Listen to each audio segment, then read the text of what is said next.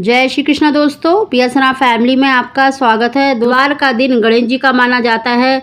भगवान शंकर के प्रिय पुत्र गणपति जी का माना जाता है। अगर गणेश जी को आप प्रसन्न करते हैं तो यकीन मानिए आपकी जो भी मनोकामना है वो शीघ्र पूरी होती है, क्योंकि गणेश जी देखिए बहुत ही शीघ्र प्रसन्न होने वाले देवों में से माने जाते हैं और इनको प्रसन्न करना भी बहुत ही सरल है। दोस्तों, आज की वीडियो में आपको बताने वाली हूं कि गणेश जी को आप कैसे प्रसन्न कर सकते हैं। अगर आप एक काम करें तो निश्चित ही आपकी जो भी मनोकामना है, चाहे वो संतान की है, धन की है, नौकरी की है, विवाह की है, अवश्य पूरी होती है।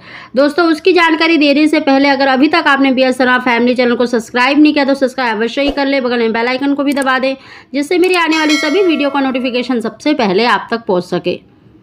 दोस्तों, गणेश जी देखिए प्रथम पूज्य होने के साथ साथ रिद्धि सिद्धि के दाता हैं, शुभ लाभ इनके पुत्र हैं और विद्या के दाता हैं, बुद्धि के दाता हैं, विघ्नहर्ता हैं। दोस्तों, ऐसी कोई मनोकामना नहीं है जो आप गणेश जी को प्रसन्न करके पूरी ना कर सकें।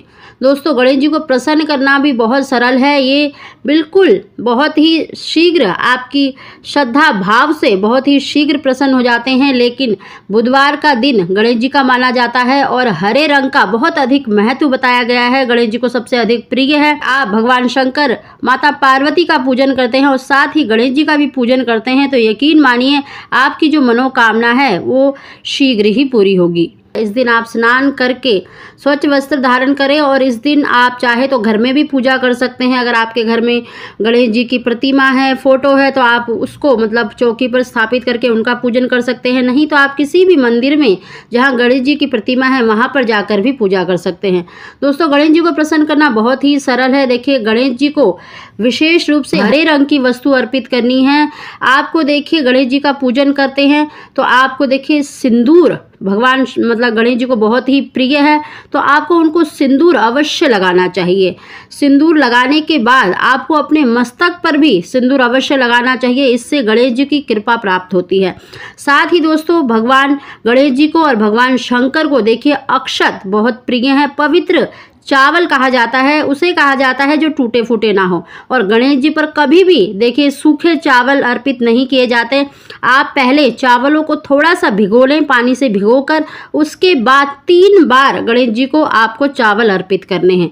इस तरह से गणेश जी का पूजन करें। और साथ ही देखिए गणेश जी को प्रसन्न करने का सबसे सरल तरीका ये भी है कि आप गिनकर, आपको गणेश जी को देखिए गिनकर जो हरी दुर्वा होती है, हरी घास होती है, उसकी 5 अंकुर अर्पित करनी है। और कभी भी देखिए गणेश जी को जब हरी दुर्वा अर्पित करते हैं तो उनके चरणों में कभी नहीं अर्पित करनी चाहिए, उनके मस्तक पर अर्पित करनी चाहिए।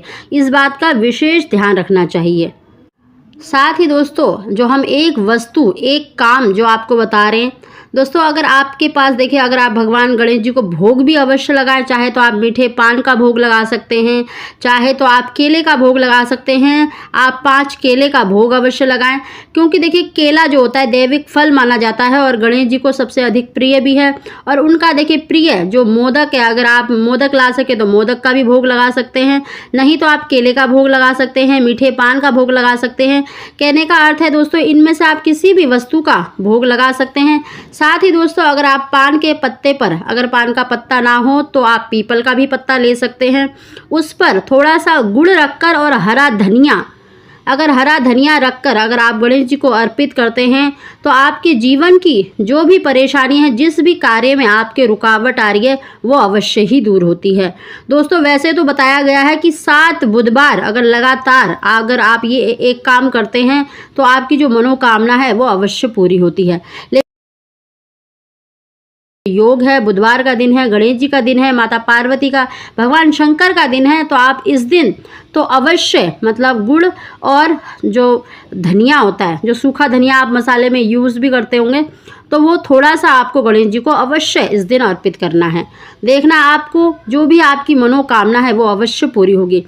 साथ ही दोस्तों देखिए, अगर आप संतान की इच्छा रखते हैं तो आपको 1 माला का जाप अवश्य करना चाहे तो आप चाहें तो देखिए ओम श्री गणेशाय नमः, ओम गण गणपते नमः, या फिर ओम उमापुत्राय नमः, ओम उमापुत्राय नमः का जाप कर सकते हैं, या ओम पार्वती प्रिय नंदनाय नमः। किसी भी मंत्र का जाप अवश्य करें। क्योंकि अगर आप देखिए संतान की प्राप्ति रखते हैं तो इनमें से किसी भी मंत्र का उच्चारण अवश्य करें। और माता पार्वती के प्रिय पुत्र हैं, भगवान शंकर के प्रिय पुत्र हैं, तो इनका आवाहन करेंगे, इनका जाप करेंगे तो शीघ्र ही आपकी मनोकामना पूरी होगी। साथ ही दोस्तों इस दिन भगवान शंकर का पूजन अवश्य करें, उनका मतलब शिवलिंग पर जल अवश्य अर्पित करें और माता पार्वती का भी पूजन अवश्य करें। तो इस तरह से अगर आप भगवान शंकर का, माता पार्वती का, गणेश जी का पूजन करते हैं, उनको ये वस्तु अर्पित करते हैं। दोस्तों सभी लोगों को पता है कि मतलब गणेश जी को ये चीज़ें पसंद है, लेकिन अर्पित करने के भी बहुत से नियम होते हैं। तो आप जब भी गणेश जी को चावल अर्पित करें तो जरूर भिगो कर ही अर्पित करें। और दुर्वा यानी हरी घास, जब दुर्वा अंकुरित जो अंकुर होती है वो गिनकर आपको 5 अंकुर या 7 या 11 अंकुर अवश्य अर्पित करनी चाहिए। 5, 7, 11, 21 ऐसे मतलब संख्या में ही अर्पित करनी चाहिए और कभी भी उनके चरणों में नहीं अर्पित करना चाहिए। चाहे तो आप उनके हाथ पर रख सकते हैं या मस्तक पर अर्पित करें।